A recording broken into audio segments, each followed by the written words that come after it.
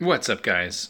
So I thought I would go live on Facebook here, on YouTube here, just to, try to do something different. I wanted to talk today about GM instinct, particularly in Powered by the Apocalypse gaming, but really in all any RPG that you would play. And when sometimes I think you need to really go with your instinct and not necessarily worry about procedure or the rules as written or whatever.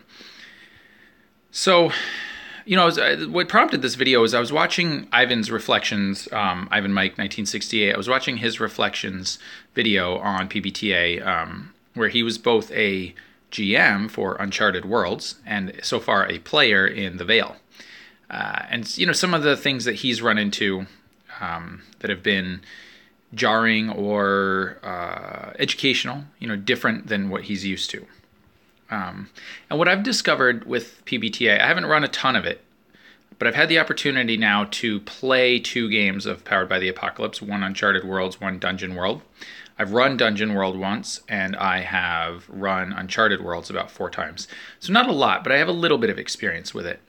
But my takeaway from reading the systems, I've read a few others too, reading these systems and kind of and conversations around these games and some of the things that the creators of these games have said, is that these games were designed to proceduralize the things that you would do instinctually as a GM.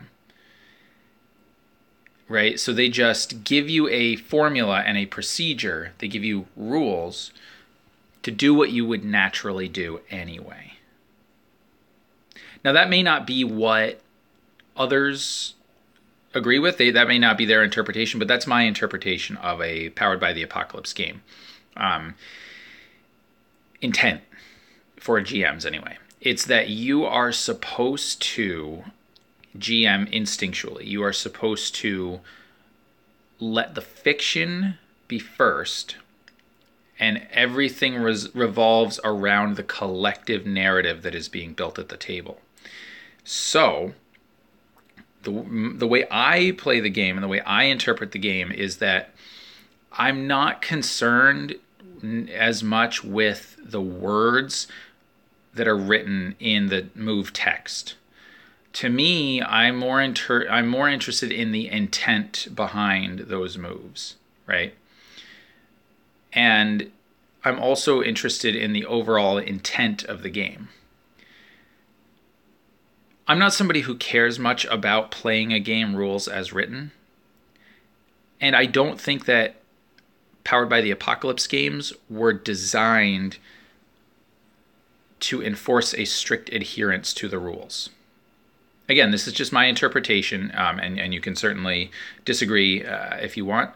But to me, again, I think that the GM moves, the player moves, the rules as they are written in the book are, in this case specifically, quite literally guidelines for play. They are meant to be suggestions for how the GM can adjudicate the things that they're doing instinctually anyway. So the most common example is when you are playing a game and you need to move the fiction along. You need to move the scene, you need to move the action along, and the players are starting to dither, right? They're starting to, dither isn't the right word, but they're slowing down, they're not taking action, they're planning, they're talking, they're discussing, right? And you and your game is not about that. Your game is about action and propelling the fiction forward. What do? Well, your instinct is to inject something into the fiction that makes them move, right? That makes them take action. That's what you're supposed to do. And so I know Ivan was mentioning in Uncharted Worlds where he wasn't, his instincts were telling him in the game we played, I need to do something here. But procedurally, I'm not sure if I should. And my suggestion would be, do not ever let the procedure or rules get in the way of your instinct. If you, especially in this game, and that's okay, if your instinct tells you make a move, then do it. Make a move. Don't second guess yourself, just move. Because these games are about propelling the fiction and the action forward. And the rules are set up so that you have guidelines for how to do these things. But these are things that you, if you've run games before, these are things that you know how to do already. They're instinctual. So there's that. And the other thing I would say is, as a player, and maybe this is a discussion that somebody needs to have, or the table needs to have before you start play for that evening or that day or whatever, that game. It's okay. It's not a turn-based game.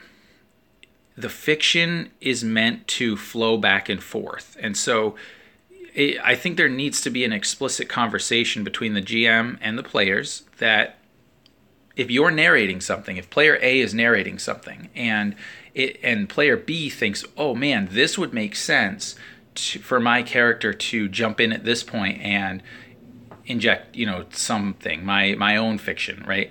Do that. Say, oh, and Tiberius would jump in at this point and say, hey, listen, you were talking all about the, the Mechanics Guild, but, or not Tiberius, I'm sorry, Viator would jump in and say, hey, you're talking business here. I've got this insight to shed, right? Jump in, take that action. Don't worry about stepping on toes.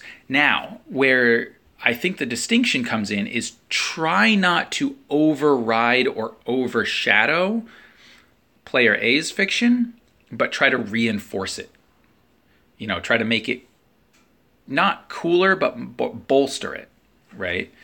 And of course, only do that if you think it makes sense, right? I mean, granted, the examples of play that I have seen that work really well in Powered by the Apocalypse, the fiction flows back and forth. The players throw it back to one another. And sometimes the GM will do the same thing. But they don't hesitate to insert their fiction when it's appropriate, right? So, and I think that is actually fighting your instinct. And that so this this whole video maybe is a contradiction, but from a GM perspective, trust your instinct and go with it. Don't if you're not sure procedurally whether it makes sense, but your instincts tell you to do it, just do it. And from a player's perspective, if you're like, oh well, it's his turn, but man, this is something that my character really would get involved in.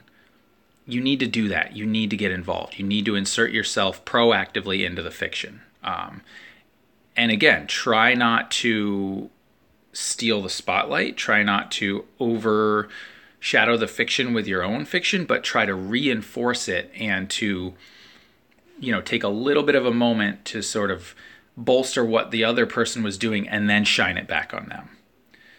I think if you do that, that will be a recipe for success, and I think it'll be a lot of fun.